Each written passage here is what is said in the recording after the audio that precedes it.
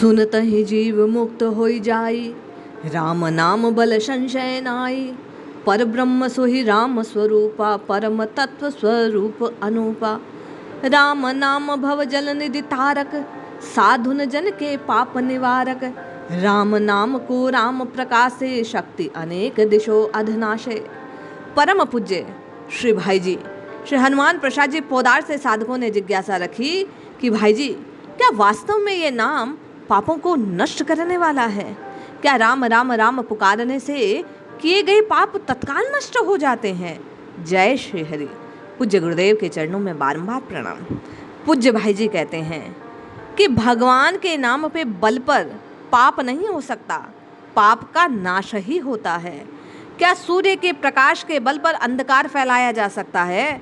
क्या जहाँ अंधकार है वहाँ सूर्य का प्रकाश भी है? इसी प्रकार जहाँ पाप है वहाँ नाम या नाम का बल नहीं, वहाँ तो नाम का अनादर या अवहेलना है। नाम और भगवान दोनों के प्रति द्रोह की सूचना है। दूसरे शब्दों में वह महान नाना अपराध है। इसका दंड है अंध तमाशन्न घोर नरक। नाम वह अग्नि है जो पाप राशि के ईंधन को जलाकर भस्म कर देती है। पूज्य भाई जी कहते हैं उस आग से पाप का नया ईंधन नहीं निकल सकता। सूर्य का प्रकाश रात्रि के गहन अंधकार को मिटा देता है। उस समय नूतन अंधकार की सृष्टि नहीं हो सकती। जो नाम की शरण लेता है वह भगवान के प्रति श्रद्धालु होता है। वह पाप के बंधन से छूटने के लिए भगवान की शरण में जाता है। उसको पाप से छूटने की चिंता है। उसके मन में पाप करने का दुर्गुण उत्साह नहीं हो सकता। वह पुराने अभ्यासवश विवश होकर पाप कर तो सकता है, फिर सावधान होता है, फिर फिसलता है, नाम के प्रताप से फिर संभल जाता है। इस प्रकार की दशा उसकी हो सकती है, किंतु वह पाप से दूर रहने के लिए प्रयास अवश्य करता है। पाप हो जाने पर उसके मन में बड़ी ग्लानि होती है। वह अपार वेदना का अनुभव करता है, प्रभु से रो रो कर प्रार्थना करता है कि मुझे पापों से बचाइए। ऐसे साधक को भगवान बचा भी लेते हैं। वह पहले का पतित है, भगवान की शरण में आकर उसके नाम की गंगा में नहाकर पवित्र हो गया। भाई जी कहते हैं अतएव भगवान पतित पावन हैं। यदि भगवान की शरण में जाकर भी कोई पापाचारी पतित ना बना, पवित्र ना बना, तभी उनकी पतित पावनता में संदेह किया जा सकता है, किंतु ऐसा हो ही नहीं सकता। मनुष्य पहले कितना ही दुराचारी क्यों ना हो, यदि नाम और भगवान दोनों की शरण ग्रहण करता है तो भगवान के शब्दों में साधु ही मानना चाहिए उसे। अब उसके ठीक राह पकड़ ली, उत्तम निश्चित हो गया। वह पापी नहीं रहेगा, पाप में उसकी प्रवृत्ति नहीं रहेगी। उसको अब शीघ्र महात्मा बनना ही पड़ेगा। क्षिप्रम भवति धर्मात्मा, जो राम राम कृष्ण कृष्ण हरि हरि पुकारने लग जाता है। भाई जी कहते हैं पर जो भगवान का नाम लेकर पाप करता है वह तो असुरों और दैत्यों की भांति भगवान के साथ खुला द्रोह कर रहा है। असुरों और दैत्यों ने भगवान विष्णु को अपना शत्रु समझा, अतः उनके स्वरूप भूत धर्म पर कुठाराघात करने के लिए जानबूझकर पाप को बढ़ावा देते थे। पापाचार ही उनकी युद्ध घोषणा या चुनौती थी। आज भी जो लोग पाप का नाम लेकर जानबूझकर पाप करते हैं वे नामा अपराधी असुर ही हैं। पूज्य भाई जी कहते हैं भगवान नाम का आश्रय लेने वाला भक्त तो स्वभाव से ही धर्म पालक और धर्म प्रचारक होता है। भगवान नाम में पाप नाश करने की जितनी शक्ति है उतनी पापी मनुष्यों में पाप करने की शक्ति नहीं। ये कथन सर्वथा सत्य है। नाम के साथ भगवान की शक्ति है जो अपरिमेय असीम है। मनुष्य क्षुद्रतम जीव है, फिर पापी जीव तो और भी निकृष्ट, उसमें शक्ति ही क्या।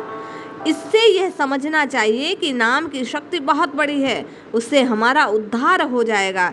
यदि आज तक हमसे कोई शुभ कर्म नहीं बना, सदा पाप ही पाप हुआ, तो भी हताश होने घबराने की बात नहीं। शीघ्र से शीघ्र हमें नाम की शरण लेनी चाहिए। नाम पाप का विरोधी है, अतः उसकी शरण लेने का अर्थ है पाप से मुंह मोड़ लेना। नाव और नाविक को अपना शरीर सौंप दिया जाए तभी हम सागर या सरिता के पार जा सकते हैं।